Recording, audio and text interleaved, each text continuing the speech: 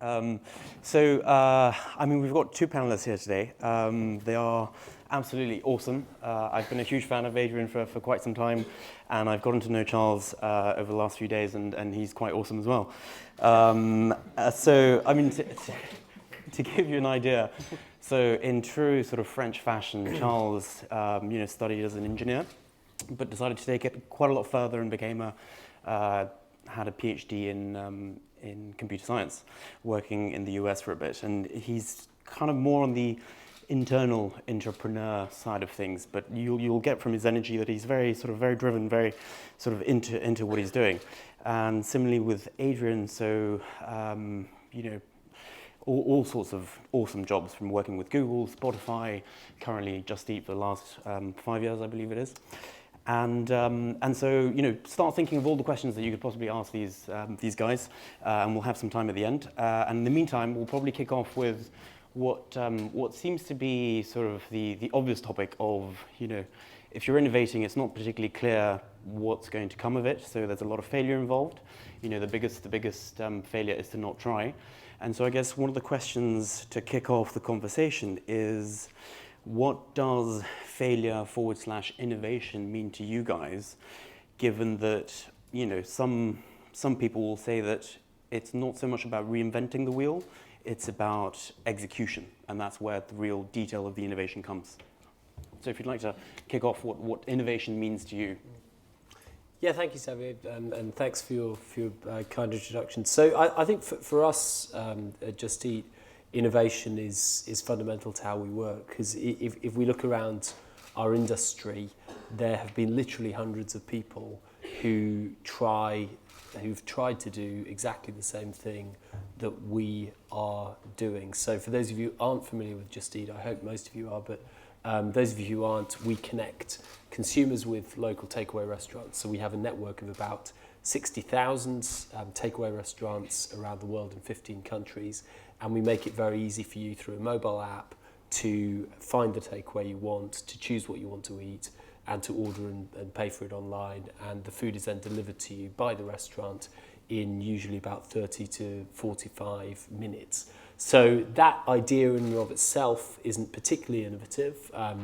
We were, although Just Eat was founded in 2001, we weren't the first people ever to think about it or to come up with that idea. But we have been the most successful, with a global leader at what we do. We have been the most successful at implementing this idea and bringing it to more consumers than anyone else. And I think innovation is at the heart of how we've done that. Because yes, it's about executing very effectively, but we have to figure out how we choose to operate in the first place. And that's built on, for us, lots of little innovations. So it's not one big thing that we thought of that no one else thought of. It's many, many, many small things which collectively add up to a system that it's very, very hard for someone else to replicate.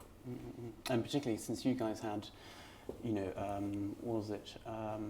There's one of the Delivery Hero, one of the key classic copycats in the industry, have been at your heels. Are they sort of your Pepsi to your Coca-Cola sort of thing? Not at all. I mean, that's across our 15 markets, we have a quite different competitive set in each one. So yes, Delivery Hero, who are a German-owned company, compete with us in some places, but by no means everywhere.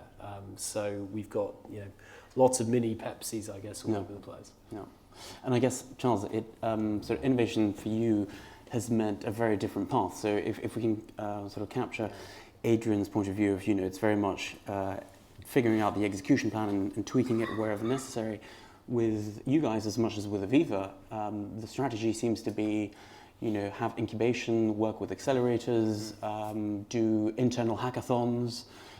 How can you describe your process? I mean, before I get into the way we process, I think I'm just going to ask one question to you guys. How many of you are customers of EDF Energy? You would raise your hands. Yeah, what about 10, 15 people? If I were to ask this question in Paris, everybody would raise his hand, because we've got about 95% of the market. We are a former French monopoly. And in this context, you don't do innovation. In this context, there's just no point. It sounds like you're a current Frenchman. Well, and this is where this is great to be able to come to the UK, where we only have but 15% of the market, because this is where there is a real environment, a real place where doing innovation is indispensable, especially in the retail side of the energy sector here. So once again, going back to innovation, how it would look like in France, it would be basically optimizing the nuclear fleet that we are having, optimizing nuclear power plants, making sure we produce as much energy as we can, but being probably a lot less focused on the user experience that our customers are living when they're engaging with the brand.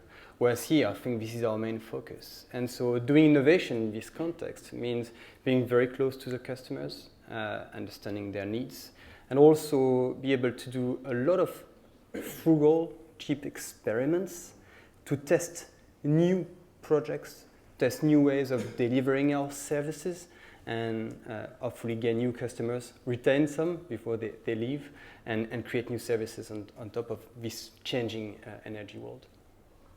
And so, in that sense, I mean, most of your money comes from sort of actually generating that energy, right? So, what is it that's made sort of this sort of B2C angle in the UK become a strategic imperative? Because it's a bit going against what we might consider the innovator's dilemma, right? If you're making enough money, how can you justify making peanuts in the B2C market? So we are thinking that there's a lot of opportunities, not only in the selling of the energy, but the energy services.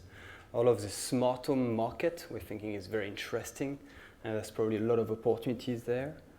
And we also have big projects to run nuclear power plants, and in order to achieve these projects, of course, we need to have a customer face. So that's why we also want to make sure that we're also providing and reselling energy, not only producing it. Yeah.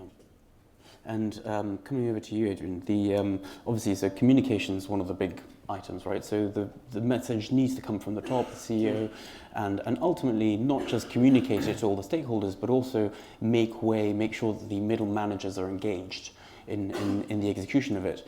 How have you experienced that internally? And I guess, have there been instances where the people maybe at the tail end of that food chain have actually been able to influence strategy all the way to the top? Yeah, certainly, and certainly innovation in our business doesn't come from the top. I mean, I'm by no means the most innovative. I'm probably one of the less innovative people in the organisation. But it's not my job to come up with the fantastic innovative ideas. It's my job and our CEO's job to create the conditions for that to happen. And we do that in a couple of ways. I mean, we have, as many businesses I think do these days, we have regular hackathons. So every quarter, for a couple of days, our whole technology and product organisation get together and do nothing except work on crazy left field ideas.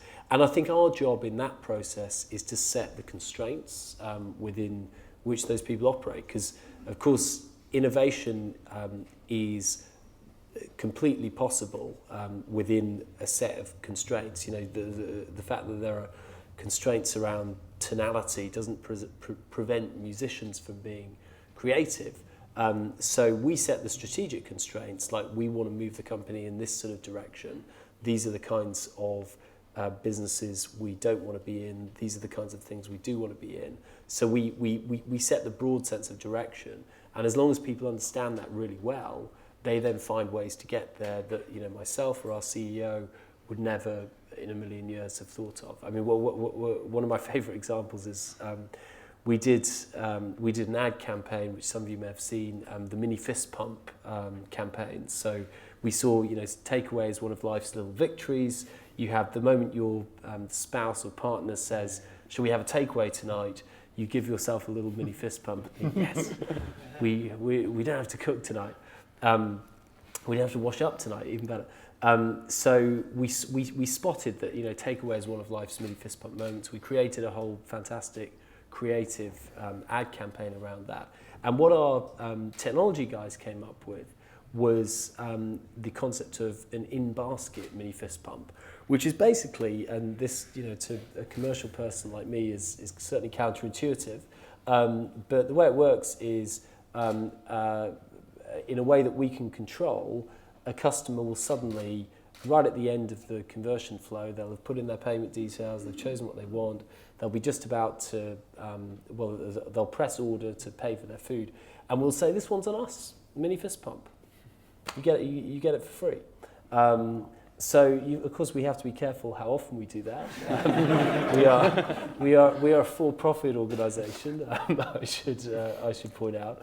But what a great way to get people to do something genuinely surprising, to show people genuinely what a mini fist pump is, to do something with technology that resonates with our brand, to do something that's talkable and actually that's commercially quite useful as well. Because if you want to really activate a particular area, and we can control exactly who gets these, doing a lot of those within a small territory can be quite effective. So that's an idea that I would never have come up with. But within that constraint of the mini fist pump idea, these guys managed to execute. Which is great, because it's quite. I haven't had one yet. I keep tweak the numbers. It's because obviously one of the things is you can have your key team aligned to your vision, but then it's about sharing it with everyone else. And I know that speaking with Charles, he was mentioning that actually they have rotations, so that other members of the different areas of the business, and obviously it's huge, can come to your lab to spend some time and get infused in that culture. On sort of the Just Eat side, I know that you guys have always been awesome at marketing, Yeah. but even when Matt left the business, your marketing guy, you've still managed to keep that. So obviously, culture is a big part of how you manage to maintain that in the long term. What is it that you do that reinforces that? From your values to your investments in keeping the company social, and can you talk a bit about that? Yeah, sure. So we certainly have a very distinctive culture, very unique culture at Just Eat. So one of our values is that we're very frank, we're very straightforward with each other. Another is that we're very passionate. We love the business like it's our own. And the third is that we're innovative, that we like testing and learning. We don't punish failure. And when you bring all of those things together and you really live it, you end up with a bunch of people who you end up with very strong conditions for innovation, which is people are going the extra mile. They're not just doing what they need to do to get their paycheck. They're genuinely passionate about what they do. They're talking very openly and frankly with each other, so they're sharing ideas. Anything, there's no sort of taboo subjects around the office. There aren't sort of political constraints on what people can and can't say. We're a very open, free-flowing, communicating kind of organisation, and I think all of that lends itself to the whole pillar of our culture around innovation, because then people are trying and people are learning about what's going on elsewhere because of all that frank communication. And I think our contribution to that is to get it down on paper, actually.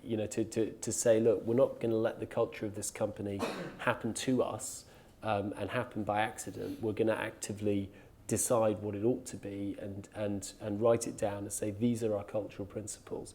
This is what we're going to communicate to the organisation. These are the principles that we're going to hire around. We're going to reward people who display these characteristics. So we're really consciously infusing these values into the organisation. And I think we haven't done everything well, but I think that's one of the things we've done extremely well. And anyone who works at Just Eat, I promise, if you ask them what our values are, what we're all here to do, they'll know about that. It's not one of those things that sort of lives on the wall. So I think that's partly what's creating the conditions for a lot of innovation. And Charles, I guess from being a less internet-enabled type of business, reading something in the CEO's newsletter must be quite different to how people experience things. So how do you guys experience that? Yeah, or just going back on the culture element first, I think I think the culture is something fundamental also in the team, in the lab. We actually call that the open work. We're all developers or data scientists or designers, and we're all very close to the open source community. And the idea that whatever is created within the team belongs to the team, and we don't have actual owners or product owners for the projects, but everyone within this open work framework basically is capable of presenting this work, sharing this development, and we make sure that everybody feels that they own and they're empowered to make changes on every single one of the projects. So yeah, I think it's something very, very important for us. Yeah, I mean, all the way through to, I remember you telling me that you got a call one day because someone spotted some of your developers skateboarding in the parking lot, and you said, "No, don't worry, that's totally normal." Yeah, well, normal when you're not part of EDF, unfortunately. No, yeah, it's always quite hard to have a culture where innovation is very important, where basically you should be entitled to break the rules, to try something different, and at the same time, our company's main core business is basically nuclear generation, and in these environments you don't break things, so at least you try not to, and basically we have constantly to be in the middle of let's do innovation, let's try something new with new technologies and new ways of working also, and at the same time let's make sure that we are in compliance with the industry we're working with. Yeah. Mm-hmm. Awesome. Which brings us on to the sort of the meat of the conversation, which is failure. So, two elements to it. The fear of it before it even happens, and maybe it's unwarranted, and then real failure. I mean, what examples do you guys have of, having made mistakes? I've got plenty of examples. I could probably give two examples. One of them is we worked a lot around acceptability. I mean, how people can accept having either a nuclear power plant being built in their backyard, or we worked a lot around offshore wind farms.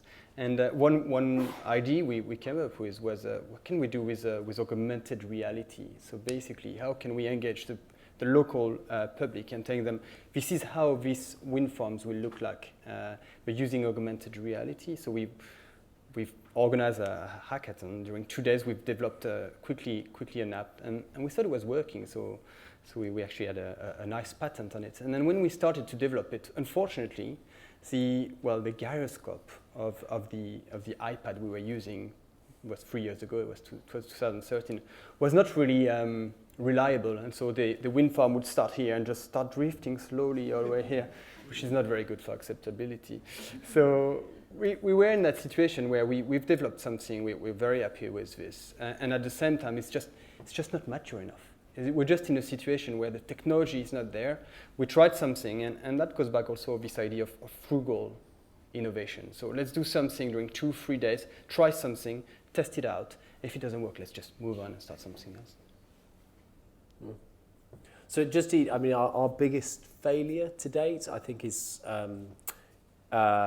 so in the Netherlands. So we operate in 15 countries, and we're the number one, we're the market leader, which is very important in our industry because there are network effects and there are returns to being the number one. But in the Netherlands, we're the number two. And I think that's an example of where we came in fairly late to the market. There was someone there already who has grown faster than us. We haven't managed to overtake them. And I think that's an example of where, in order to have beaten them, it's all easy with hindsight, but we would have needed to almost rip up our own rule book and do things that were very, very different in the Netherlands from perhaps what we've done in other markets. And it's easy with hindsight, but we didn't do that. And the competitor there has grown faster than we have. I think my other example is from much earlier, quite a long time ago. Some of you will remember Ask Jeeves. Mm-hmm. So I worked for Ask Jeeves from about 2000 to 2002. When I joined, we were the number one search engine in the UK, and when I left, we weren't. and I mean, there are many lessons from that time, but that's not quite how I say it in job interviews. But there are many lessons from that time, but one of them I think is we had a system at Ask Jeeves whereby human beings would choose which questions would link to which website. So we literally had an editorial team of maybe 30, 40 people who were writing the questions. This is how search engines used to work. They were writing the questions that users might ask, and they were an editorial team. So they were using their editorial judgment to decide, of all the pages out there on the web, which was the best answer to that question. So it all makes sense, right? So of course Google started in 1998. They were busy perfecting their PageRank algorithm at the same time, and we could see their market share sort of gaining on us week on week in the data, even though we were doing a lot of marketing activity. But I think we had a belief internally that our way, because it involved editorial judgment, because it was real people who must understand real people better than computers, we had our whole little belief system, which, you know, with hindsight looks quite sort of cute, but at the time we really, really believed it. And we were so in our belief system and our internal way of thinking that I think it took us too long, way too long, to adapt to the world around us and say, actually, look, there is mounting evidence that this isn't the best way to do it. And I think, you know, an unbiased external observer could probably have come along and told you what the answer was long before we, who were paid to do nothing but think of the answer, much quicker than we actually got there. And that's, I think, a danger in all organisations, that you have your way and you've got all kinds of incentives, and, you know, you have a psychological bias to believe in your own wisdom and all the rest of it. And that stops you seeing the obvious soon enough. Awesome. I'm afraid we're running out of time. Are there any, if there are any particular questions that anyone would like to shoot up to the panel, this is the time to get it started. We've got one over there. I believe it's Virgin Media. Hi, yeah, my name's Hannah Dent. I'm from Virgin Media. I just wanted to ask, so what we struggle with sometimes is when you're building a business case for something you want to change internally, like digital transformation, a lot of what we do is to keep up with customer expectations, which means that what you're doing doesn't always generate obvious incremental value. It's stopping your organisation going backwards almost because of what customers expect. So have you, either of you, had experience of how to build that type of business case where essentially the do nothing is what you need to prove versus keeping up with customer expectations? Yeah, it's an interesting one. So I think that is you use the term business case, but I actually think it's a psychological problem rather than a commercial problem, in the sense that I think your challenge isn't to put together a spreadsheet where the numbers add up, because you know, we all know it depends what assumptions you make, and anyone can make a spreadsheet add up if you put the right assumptions in. The challenge is a psychological challenge of how do you get people to realise that what they do today isn't going to be good enough in 3 years' time or 5 years' time. And if you don't start making some changes today, then it will be too late, and someone else will get there before you. So I can share a couple of the ways I've used over the years to deal with that sort of challenge. So one is I've used in the past a very simple graph to try to put some sort of science on this, that basically has 2 lines on it, and one of them is increasing quite steeply, and it's labelled consumer expectations, because remember, consumers are getting better and better services. If you think about, you know, the rate of improvement of Amazon and Google and Uber and all these great brands, consumers are expecting more and more. So the rate of consumer expectation is doing that. And then you draw another line that's increasing at a much slower rate, which is, this is our current rate of progress. And that is a useful visual, because you say, right, we're here today and the gap isn't that big. But in 3 years' time, look how big the gap's going to be. And here are lots of case studies of other companies where, you know, Ask Jeeves, if you want to steal that one from me, where you know, there was a certain gap and you were fine, and suddenly the gap got too big and you weren't fine. And it's the old boiling frog situation where I haven't tested this in real life, and I don't encourage you to do so, but apparently if you have a frog and you put it in a pan of water and you increase it 1 degree at a time, the frog will just boil alive, poor thing, and will at no point jump out of the boiling water. Whereas obviously if you stick a frog into boiling water, it'll jump out straight away. Like I say, don't try it at home. I haven't done so. I just take that on trust. Maybe it's another myth. I take that on trust from the guy who told it to me. So, you know, if you want to steal that analogy, then you're welcome to do so too. Great. Any more questions? Anyone else want to jump in?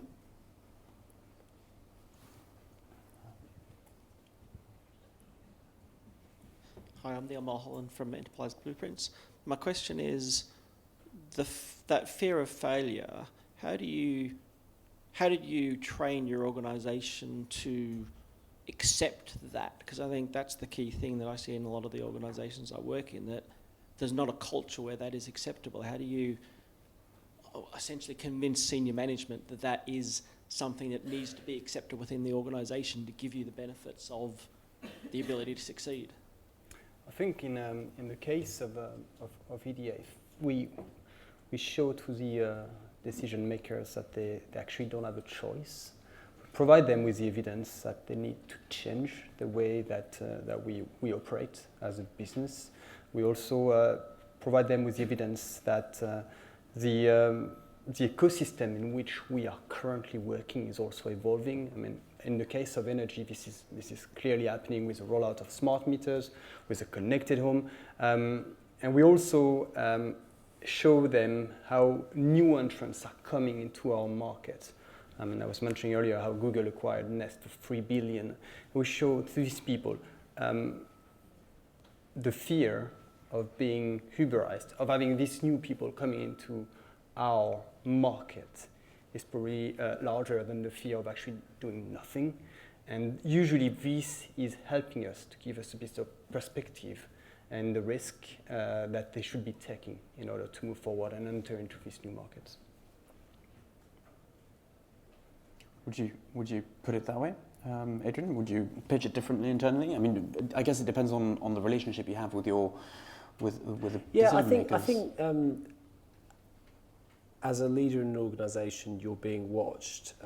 People notice your behaviour and people notice your reactions to things. And so how you react to failure when confronted with it is very, very important as a leader. And I think you have to be quite self-aware in those situations where, you know, you're in a meeting, there's 15 people in the room and someone's failed because they tried something out. That's the moment when, you know, all this talk about innovation, the rubber hits the road. And how do you react in that moment? And, you know, the appropriate reaction is perhaps to say, you know, well, fantastic that you tried, because a lot of people didn't, a lot of people wouldn't have done, and what have you learned from trying? And, you know, let's keep on trying things that might not work. It's a different reaction if it's the second or third time, but if it's the first time, then that's absolutely right. And it's also a question, you know, as a line manager, you're having one-on-ones with people, you're coaching them, and I think it's a question you can ask in those sessions. Is, you know, if you're doing an end of quarter or end of year review for somebody, what have you tried? What have you tried that didn't work? Because if there's no answer to that, then they're not being innovative enough. And again, if that's your behaviour, then others will see that and will start to adopt that behaviour themselves. I'd encourage you guys to reach out to Adrian and Charles afterwards to ask any questions that you've got. But we've run out of time, so I'd like to say thank you very much for sitting in, and